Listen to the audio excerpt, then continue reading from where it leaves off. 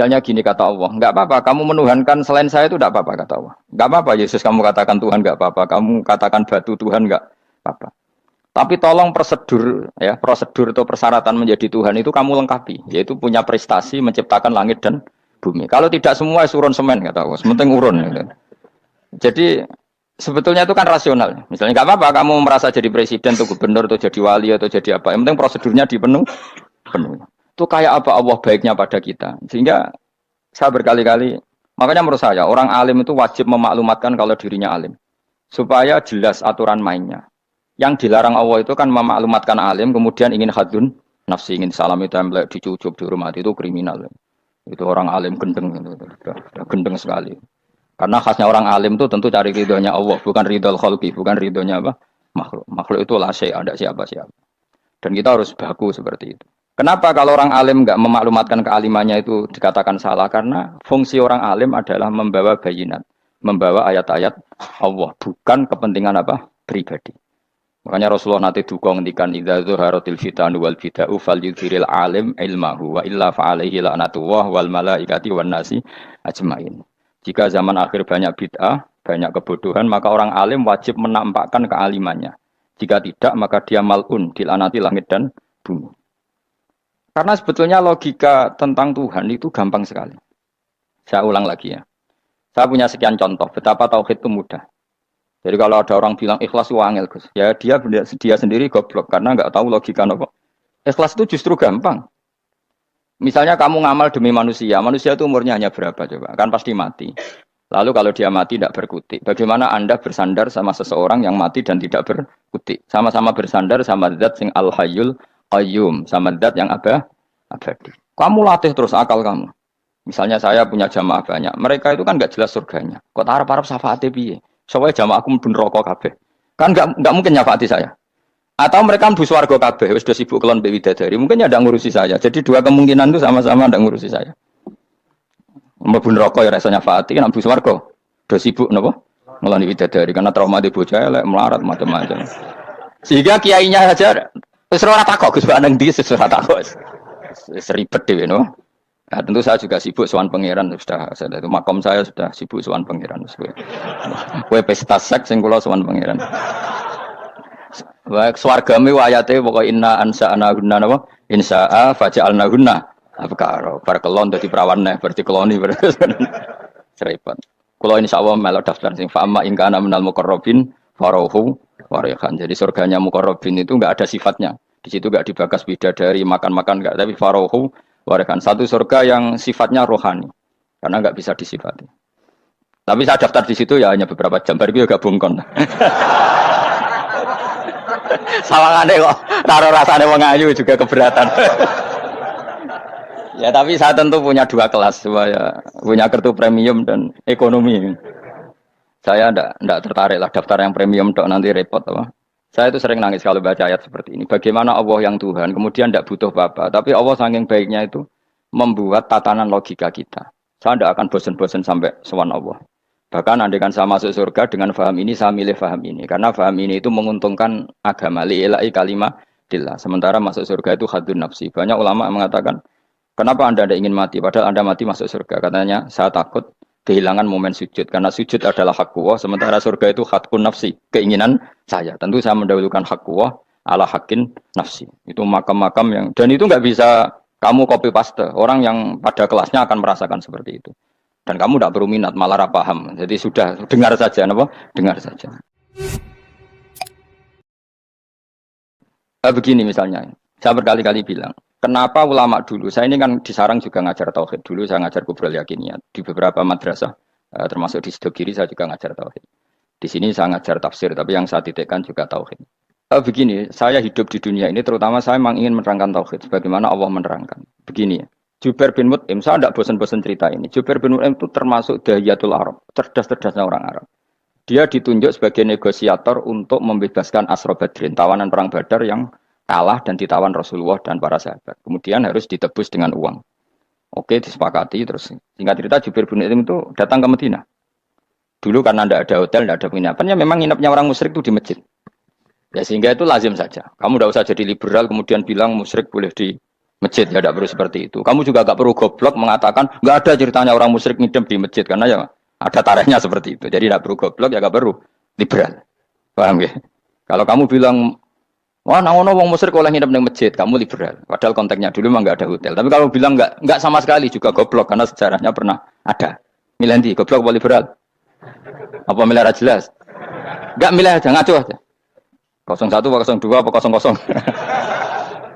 Milih mana? Goblok, liberal, nggak milih. Nah, ketika Jubair bin Mut'im itu datang, delalah Nabi itu sholat maghrib ngimami. Nabi baca surat Wattur wa kitabim mastur fi rabbim mansur wal baitil ma'mur. Kemudian di pertengahan surat At-Tur itu kan ada ayat yang menurut saya itu sangat bagus. Sehingga di kamar saya, di rumah saya itu tak figur ayat itu. Bahwa kita harus dilatih berpikir. Kata Allah memulai argumentasinya. Am khuliqu min ghairi syai'in. Apakah kejadian alam raya ini seisinya tentu diciptakan tanpa sebab? Misalnya begini, alam raya ini kata orang nihilisme atau komunis atau orang-orang paham nihilisme. Itu kan dimulai dari ketiadaan.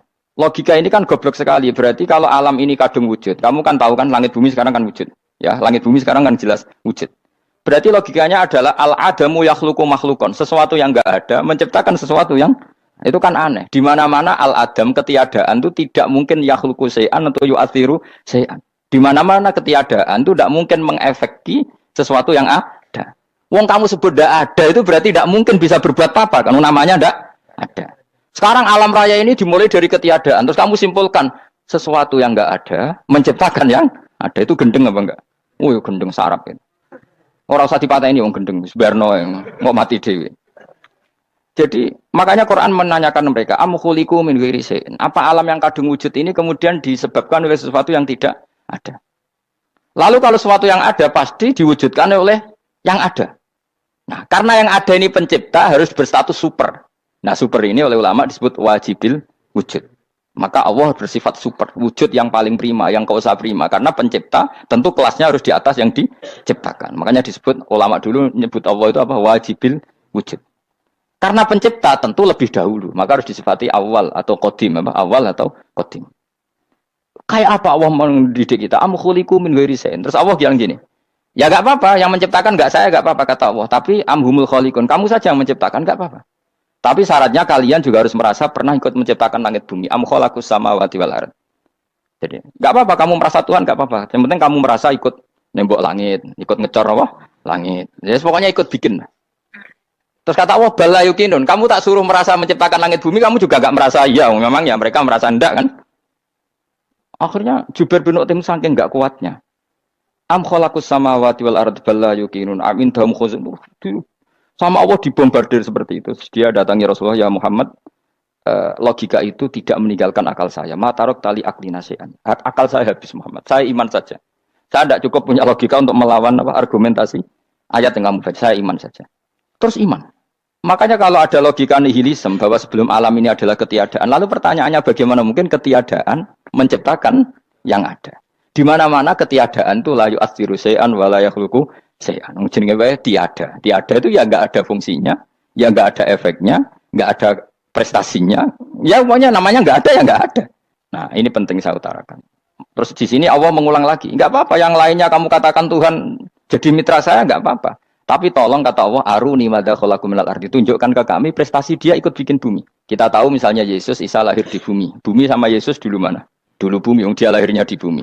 Lalu dia melata di bumi, jalan-jalan. Kemudian dia mengatakan ini bumi Tuhannya saya. Dari bumi kok enak, dhisik aku sih. Tua aku sih, bodoh-bodoh pangeran aku dong. Lebih apa? Tua. Jadi Allah itu gampang sekali. Nah sekarang orang iman itu kuat semua. Makanya ndak wali-wali. Imane mbek Allah taklid, njaluke aneh-aneh, njuk bojo ayu, sugih, jabatan. Bela Allah secara hujah aja enggak pernah, sudah minta. Makanya ini kita hidup di zaman yang saraf masal. Lho kula njaluk pangeran akeh-akeh kuwi, coba kamu bela Tuhan tuh pernah bela apa? Bela Tuhan tuh gampang dengan argumentasi al-hujjah yang supaya agama ini tamkin fil ard, benar-benar mapan dalam logika. Yaitu tadi di mana-mana yang namanya sebab itu amrun wujudiyun, di mana-mana sebab itu sesuatunya harus wujud. Paling tidak kita sudah menolak nihilisme. Apa? Nah, nihilisme. Lah wujud karena wujud awal harus berstatus prima. Lah prima itu dalam bahasa ulama disebut wajibil wujud. Makanya ulama dulu ngelatih kita itu pertama Allah itu siapa? Zat sing wajibil wujud. Itu satu filosofi yang luar biasa. Nah, kemudian setelah itu ada setan-setan kecil yang nganggur, yang iseng. Nah itu nggak usah kamu perhatikan. Tinggal delok TV, ngopi, terus tinggal nyate kelata. Enggak saya tamak, pingsan deh. Syukur-syukur stres deh. Dugaan saya setan saya gue pingsan, kurang gizi. Karena memang setelah itu setan goda gini. Lalu sebelum Allah jangan-jangan ada wujud yang lain. Jangan. Lalu Allah sendiri awal mulanya gimana? Kata Nabi, jika ada pertanyaan seperti itu kamu harus berhenti. Tinggal delok TV atau tinggal delok dangdutan. Ya kalau kepeksa apa-apa, kelasem ae. Saya tidak menghalalkan tapi kan sudah kamu lakukan. Karena itu lebih baik ketimbang pertanyaan filsafat. Banyak orang yang dulu sholat ketika sekolah filsafat tidak sholat. Alasannya sampai menemukan jati diri itu Tuhan. Dan itu bahaya sekali karena Nabi berkali-kali bilang kamu jangan mikir tentang Allah pasti rusak. Orang kok mungkin rusak dari Nabi pasti rusak. Nah cara menghentikan gimana? Karena setan ini makhluk, akal-akalannya gampang. Tadi tak warai, saya sebagai ulama atau sebagai manusia atau sebagai orang awam atau sebagai siapa saja, kadang ada pertanyaan seperti itu. Tak tinggal anggeling dharma, kan pusing setan. Kan ngenteni. Weh, ngenteni bar lo anggeling dharma. Bariku aku lesu mangan mie. Bar mangan mie waret turu. Kan dia ngenteni terus mau bikin was-was lagi. Ternyata saya sibuk kan enggak bisa masuk deh. Bangun tidur aku selali pertanyaan tadi. Dinteni. Nah, dia masuk lagi aku sibuk ngajak anak jalan-jalan. Jadi saya kalau jalan-jalan di pasar itu wis enteni tan santai wae. Itu memang resep dari Rasulullah. Jangan sampai orang terjebak filsafat yang sampai menanyakan eksistensi Tuhan. Dan dia tidak mau iman, tidak mau sholat, tidak mau puasa sampai menemukan Tuhan itu siapa. Itu jelas minas syaitonir rajim, itu perilaku setan. Makanya Rasulullah setiap ditanya sahabat gitu itu Nabi guyu-guyu. Dan guyunya Nabi itu kata Nabi, baguslah kalau kamu takut Tuhan kalah kata Nabi. Nabi gojok gitu. Maka ada ulama yang punya seni berargumentasi yaitu Imam Ghazali. Jika setan tanya kamu, lalu sebelum Allah jangan-jangan ada wujud yang sebelum Allah. Kata Imam Ghazali, ya itu saja yang Tuhan. Yang Allah ini enggak jadi Tuhan. Ya berarti wujud sebelum Allah itu yang benar-benar Allah. Kalau kamu bayangkan lagi, jangan-jangan sebelum itu ada wujud lagi. Ya itu saja yang benar-benar Allah. Sehingga tetap Allah itu menang terus. Paham ya? Yang jelas jangan sampai didahului Adam. Karena kalau didahului Adam lebih ngeri lagi. Karena sesuatu yang enggak ada menciptakan yang ada. Itu lebih buruk lagi menurut akal. Menurut apa akal? Nah, daripada kamu nggak salim Imam Ghazali, tinggal saja ndelok tadi ndelok sinetron. Itu yang lucu-lucu aja. Tidak sing lucu-lucu. Ndelok apa mencari Tuhan. Pokoknya sing aneh-aneh, sing goblok-goblok, sing lucu-lucu, sing perane wong apa? Lha saya sering diprotes saya. Gus Salim jenengan kok sering ndelok sinetron sing ana dialog wong goblok-goblok. Wong goblok ku menarik cara kula. Apa ya? Cara pandang itu di luar dugaan saya karena kula berkali-kali lho kalah wong goblok. Jadi makanya ini tak cerita nih beberapa kali yang cari Gus Wak cerdas berkali-kali kalah ambek goblok. Ada seorang santri itu ingin dibelikan bapaknya itu sepeda motor. Bapaknya wong desa, senengane ngrumat sapi wedhus. Lah menurut saya ya orang tuanya itu mampu lah, sangat mampu untuk beli itu. Pak mbok ditukokno mawon wong sepeda motor. Kata bapaknya, "Anakku nu jok mondok tak goblok, Gus." Wong njaluk kok sepeda motor, njaluk mobil ora ya goblok. Lah kok goblok, Pak? Jenenge donya iku Gus, sing lahirno donya kok sapi ku ndek anak, wedhus ndek anak jenenge donya. Di mana-mana jenenge donya sing lahirno donya. Iki donya kok mangan donya. Mergo motor iku kan tuku bensin, mobil. Iku cara dekne iku goblok Gus. Batin berarti kabeh kiai goblok perkarane tuku donya sing ngentekno donya. Cara dekne donya iku sing lahirno donya. Batin kok pinter iki batin. Untungnya saya ini ulama ya, ahli tafsir ya malu. Saya kalah itu ya malu. Tapi saya sebagai orang objektif fair, itu teori benar apa? Jadi donya itu ya sing lahirno donya. Donya kok mangan donya iku goblok. Untungnya dia dengan saya itu jaraknya 5 kilo 7 kilo karena 7 kilo. Lala dia diterkon sepeda motor, aku tetap mau kalah. Pak, nanti jalan kaki saja. Karena kalau pakai motor ini kegoblokan kata saya. Terus mendingan nih, loh Gus mau kalah tadi.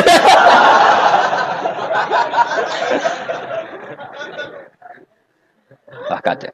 Singkat cerita dia bersikeras, nggak mau beliin sepeda motor anaknya karena di mana-mana dunia gue sing lahir no dunia, nggak boleh dunia kok mangan. Ini satu kegoblokan yang agak ilmiah tadi.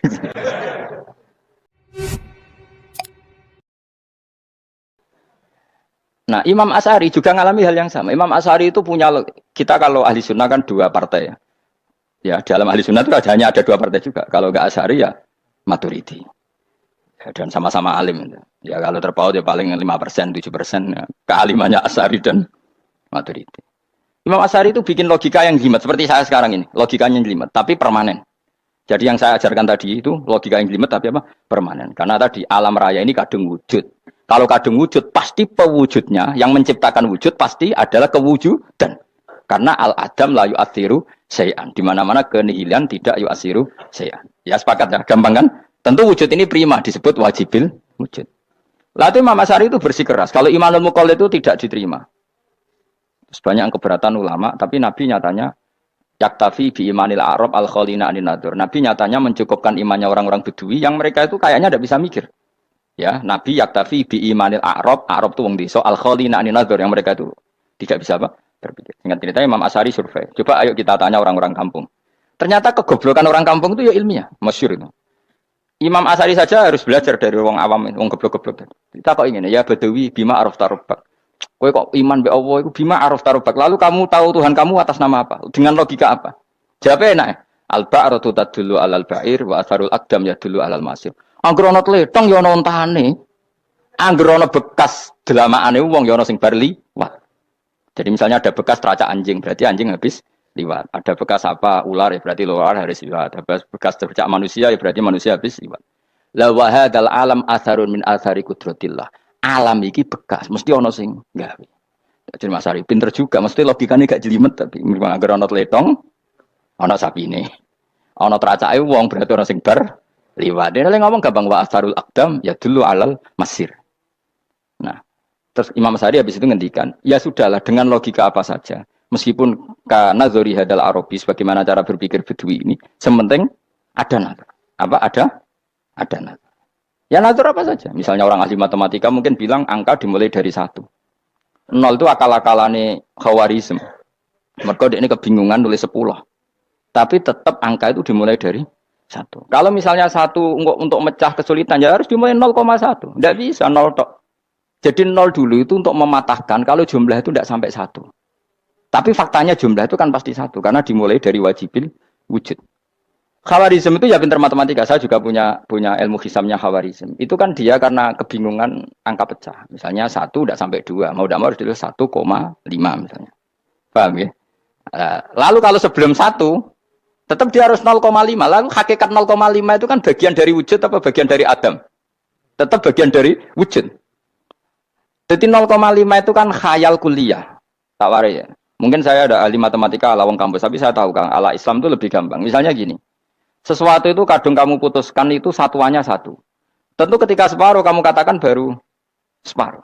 Tapi sebetulnya ketika satuan itu kamu katakan 10, yang separuh itu sudah 5. Itu kan terserah sing bagi, apa? Terserah sing bagi.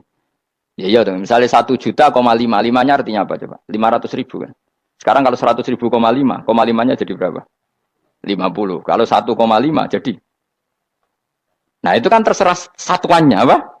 Tapi tetap dari 0,5 itu tetap menunjuk sesuatu yang wujud. Yaitu 5-nya sebetulnya apa? 5 yang separuh tadi. Paham sih kalau maksud? Tetap nggak bisa sesuatu dimulai dari apa? 0. Nah, makanya kata Abdul Hamid Khan kalau dalam mendidik tauhid, itu gampang saja tadi. Alam raya ini kadung maujud, kalau kadung maujud pasti disebabkan oleh sesuatu yang wujud. Karena wujud pencipta harus berstatus prima. Lah prima ini atau premium ini kita sifati wajibil wujud. Atau kamu katakan apalah kausa prima atau musabbibul asbab. Nah kelirunya kita dalam berislam itu, kritiknya para ulama, kita ini nyebut Allah dulu baru menceritakan status Allah. Kalau zaman Nabi itu dibalik. Status wajibil wujud itu kita terangkan dulu, baru yang oleh Islam itu namanya Allah. Paham ya? Kan beda, misalnya gini logikanya gini, kamu ketemu orang ateis. Saya ulang lagi, kamu ketemu orang ateis, terus kamu ditanya, lalu alam ini yang menciptakan siapa? Allah Jalla Jalaluh. Mesti kan tanya, man huwa Allah itu siapa? Kalau dulu Islam mengajarkan enggak gitu. Surat pertama turun apa coba? Iqra. Iqra itu enggak nyebut kata Allah. Iqra bismi rabbika. Rabbika itu siapa? Alladzi khalaq. Sebutlah nama Tuhan. Yang berhak menyandang Tuhan adalah zat yang pencipta. Itu tidak ada kata Allah. Di surat Mudatsir, surat kedua, ya ayyuhal mudatsir kum fa'anzir wa rabbaka fakabbir. Bukan Allah fakabbir, wa rabbaka fakabbir. Sehingga cara berpikir gini dibalik. Sebutlah Tuhan kamu. Tuhan itu siapa? Yang berstatus Tuhan adalah zat yang berstatus pencipta. Nah, lalu pencipta ini oleh Islam dinamai Allah. Kalau orang ateis kamu langsung bilang Allah, man huwa Allah. Berarti pertanyaannya Allah itu siapa? Lalu kamu jelaskan Allah adalah pencipta. Allah adalah wajibil wujud. Tentu lebih gampang kamu terangkan. Makanya Al-Qur'an nerangkan amkhuliqu min ghairi syai'in. Manane saya di sini manane ya Allah, apa? Allah. Apakah mereka diciptakan tanpa pencipta? Tentu setelah Islam tahu itu namanya siapa? Allah. Paham ya? Kalau balen malih. Jadi sebetulnya Quran itu ngajari kita itu ilmu mantek yang luar biasa. Misalnya, ya Yuhanna su'budu. Siapa? Rabbakumul ladzi khalaqakum walladzina min qablikum. Sembahlah Tuhan. Tuhan itu siapa? Pencipta kamu dan pencipta orang-orang sebelum kamu. Lalu Tuhan ini oleh Islam dinamai. Tapi kalau langsung kamu bilang ke orang ateis atau orang Uni Soviet, Allah itu Tuhan. Allah itu siapa? Sebab itu di beberapa ayat dijelaskan dulu status Allah. Sifatnya Allah, keakhasan Tuhan. Yang dikatakan Tuhan adalah zat pencipta. Kalau tidak pencipta berarti tidak Tuhan. Sekarang Yesus pencipta bumi apa enggak? Enggak, karena dia lahir sudah di bumi. Begitu juga Fir'aun. Fir'aun itu kalah telak sama Nabi Musa gara-gara logika ini. Ketika Nabi Musa ditanya Fir'aun, "Wa ma rabbul alamin?" Lalu Tuhan itu siapa? Kata Musa, Rabbus samawati wal ardi, yang menuhani langit dan bumi. Jadi Fir'aun, enggak, ma'alim tulakum min ilahin wa irisa, jalan-jalan kemana-mana yang dikatakan Tuhan oleh masyarakat saya. Kurang ajar Fir'aun. Terus kata Musa, ya Tuhanku yang di langit. Terus manggil Haman Mesir, ya Haman ibn Ili sorkhalla ali abluhul asbab samawati fa'attoli ila ilahi. Musa, Haman, bikinan saya piramida yang tinggi, aku akan lihat Tuhannya Musa. Ada enggak di sana? Padahal misalnya munggah tenan di pangeran ra iso didelok kan repot Nabi Musa. Wah parah ya, kayak piramida nginceng pangeran teprak ketok kan. Akhirnya Musa pakai logika. Ya sudah gini saja, Rabbukum wa rabbu abaikumul awwalin, yang menuhani nenek moyang kamu yang dulu-dulu. Mau itu langsung fabuhita Fir'aun. Fir'aun itu kaget sekaget-kagetnya. Dan para punggawa Fir'aun sadar. Wah kalau Fir'aun yang Tuhan, babanya tanpa Tuhan. Kan Tuhannya balita kan gitu kira-kira. Tuhannya balita. Tuhannya barulah. Itu kan jadi logika yang mematikan. Kalau Fir'aun Tuhan berarti babanya dulu yang wujud itu tanpa Tuhan. Karena Tuhannya baru lahir. Ini ada Tuhan kok datang terlambat ini kan. Akhirnya para punggawanya Fir'aun iman. Macam gendeng ya, Fir'aun itu gendeng. Itu pentingnya logika. Rabbukum wa rabbu abaikumul awwalin. Nah sekarang orang itu enggak belajar logika. Iman bi Allah orang mantep ning ati, ijek iso digunjang setan, jalukane wis aneh-aneh. Jaluk swarga, jaluk gak mutu cara. Gak mutu. Makanya banyak wali kalau ditanya, kamu masuk surga sama sholat milih mana? Milih sholat. Kenapa milih sholat?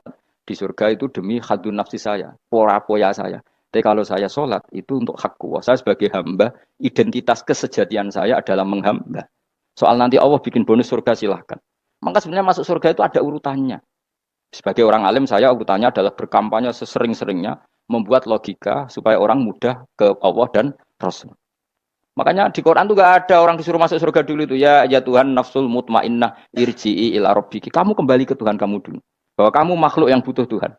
Fadkhuli fi ibadi. Kamu masuklah berstatus hamba dulu.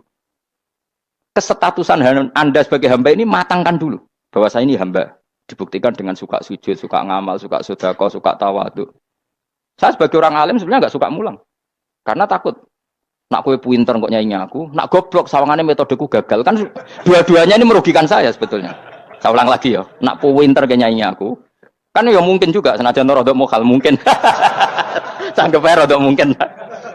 Pemane nak sing ndik kan yo, biasanya hasud wong ndik. Mau itu sebenarnya rugi semua, tapi Allah yang memerintahkan hak wong alim kudu mulang. Perhitungan itu tak buang semua. Sing ape nyanyi nggih monggo, sing tetep goblok nggih. Monggo, semoga Allah ngutus mulang ya napa? Mulang. Meskipun tadi potensinya itu dua-duanya buruk, sing alimnya ini. Kemudian nak mubalek terus didol ilmu kurang atau royalti tambah parah lagi. Nah aku nggak pakai logika kelas, pakai logika selesai semua. Ya disuruh Allah ya sudah. Saya ulang lagi ya, makanya saya minta ya surat Tur itu dibaca. Makanya baca Quran itu jangan terlalu egois, jaluk swarga. Statusnya dulu itu fadkhuli fi ibadi, kehambaan Anda posisikan yang mantap. Lagi wadkhuli jannati. Sekarang enggak dibalik orang ini masuk surga dulu. Kayak surga di kapling. Traweh arang-arang wae jaluk Lailatul Qadar. Lailatul Qadar wis kliwat. Wingi wis Dzulhijjah wingi kan Pak. Sebagian ulama berpendapat Lailatul Qadar itu fi kulli sanatin. Apa fi kulli? Karena Lailatul Qadar berdasar nuzul Quran dan nuzul Quran itu bisa saja hari Arafah, bisa hari apa. Ada ulama mengatakan Ramadan, tapi bisa tanggal 1. Nah, kamu kan pemalas, ikut yang partai 21, 23. Karena kan wis akhir-akhir kan wis enteng. Sebenarnya Anda milih 21 berdasar ilmu apa berdasar enak lah, terbatas waktunya kan. Kan lebih sempit, apa? Lebih apa? Sempit. Ya saya ulang lagi ya. Jadi Allah kalau ngajarkan hujah itu gampang sekali ya. Tadi amkhuliku min ghairi syai'in. Enggak apa-apa saya ada Tuhan kata Allah. Tapi kamu harus punya logika. Alam raya ini diciptakan tanpa pencipta. Mau enggak kamu punya logika seperti itu? Bahwa alam ini yang wujud diciptakan oleh sesuatu yang tidak wujud. Mau enggak kamu punya logika itu? Enggak mau kan? Namanya wujud tentu diciptakan super wujud. Dan super wujud itu wajibil wujud. Dan itu Tuhan kita yang oleh Islam dinamai Allah. Bang. Makanya nyebut Allah itu di surat-surat awal Quran tidak ada. Coba. Awal surat Quran itu surat apa coba? Iqra kan? Iqra itu ada enggak kata Allah? Enggak ada. Iqra bismi rabbika. Rabbika itu siapa? Allazi khalaq. Surat Mudatsir sama. Ya ayyuhal mudatsir qum fa'anzir wa rabbaka fakabbir. Ya sudah seperti itu. Ya ayyuhan nasu ubudu rabbakum. Rabbakum itu siapa? Allazi khalaqakum. Nah, kita ini keliru metode. Pemene wong tukang wiridan Allah, Allah. Tapi ora roh Allah iku sing sapa? Ya dia Allah. Dia nyifati Allah mau sing ngekei swarga, sing ngekei duit, sing ngekei widadari. Jadi Allah disifati sesuai selera yang menguntungkan dia. Bahwa Allah ini yang ngampuni saya, kemudian saya masuk surga, kemudian ngeloni widadari. Makanya kalau dia jadi wali tak demo. Tak laporkan MK. Tak suluh. Karena ini wali pecundang. Bagaimana mungkin calon wali pikirannya khadun nafsi. Kalau lama gak gitu, mendikan Allah itu zat paling penting di dunia. Maka akan saya maklumatkan di dunia bahwa orang kembali ke Allah. Caranya gimana? Akan saya kenalkan Allah lewat logika.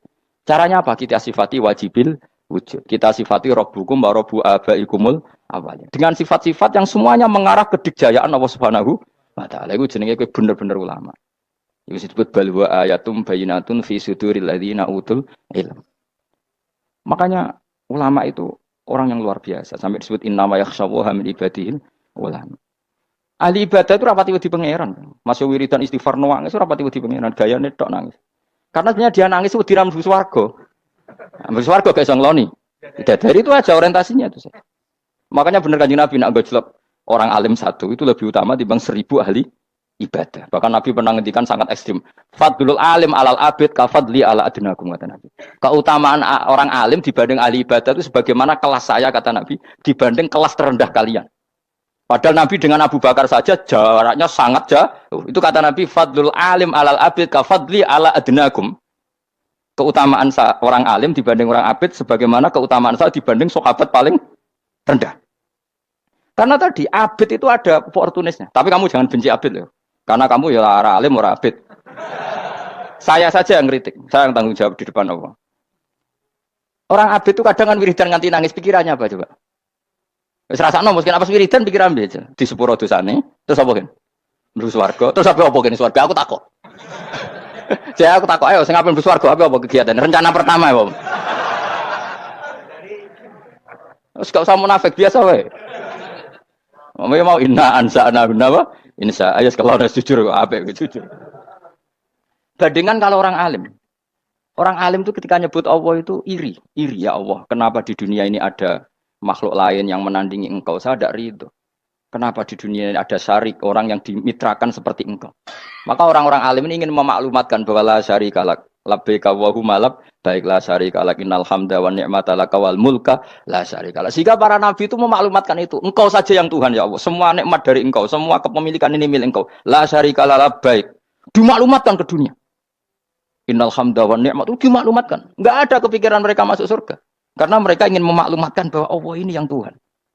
Sama tak ceritani Nabi Ibrahim dari Khalilur Rahman, rumang samu kakan wiridan kaya kowe ndak. Wiridannya Nabi Ibrahim sama-sama mungkin banyak sampean.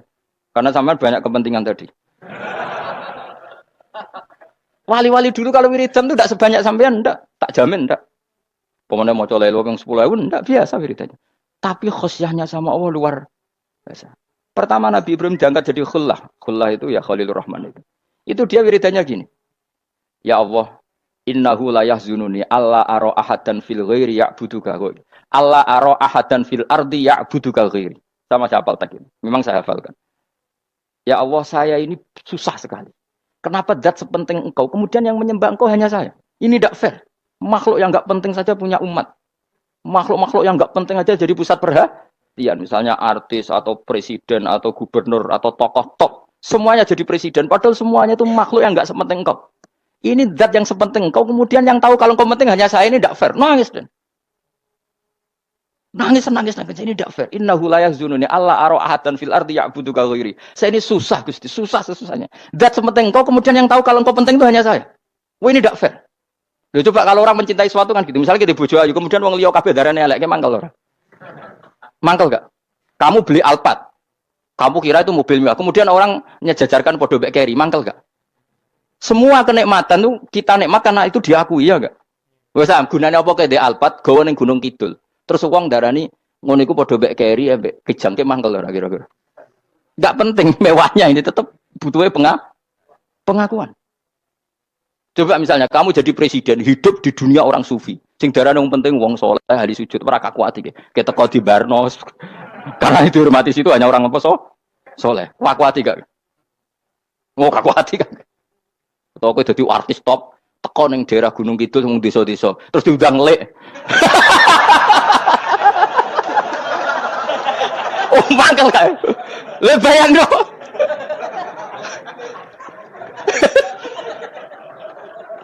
Oh, kamu menteri top, menteri BUMN bareng dolan itu iso diundang lek. Mados walang lek ngono. Oh mangkel. Karena orang keren itu butuh pengakuan apa? Wes kayak misalnya di bojo ayu terus wong liya kabeh darane eleke mangkel gak? Sebetulnya orang merasa nikmat itu karena pengakuan. Bayangkan andaikan orang itu melihat Alphard itu tidak wow. Orang punya Alphard gagah enggak? Oh enggak gagah. Kalau orang lain enggak bilang apa? Oh. Mau misalnya di Gunung desa terus orang desa nganggap kamu model tepak terus saya mau badhe numpang wedhus kula angsal Pak. Kagak habis kan. Makanya branded itu harus dimaklumatkan. Nah itu bayangkan Nabi Ibrahim. Zaman itu ada Raja Namrud yang dipuja-puja, ada orang kaya dipuja-puja. Kemudian engkau yang Tuhan, pemilik langit bumi, enggak ada yang muja-muja engkau. Ini enggak fair ya Allah. Nangis. Orang kok kowe eling pangeran sak jam, swarga Gusti. Dasar gak bakat wali.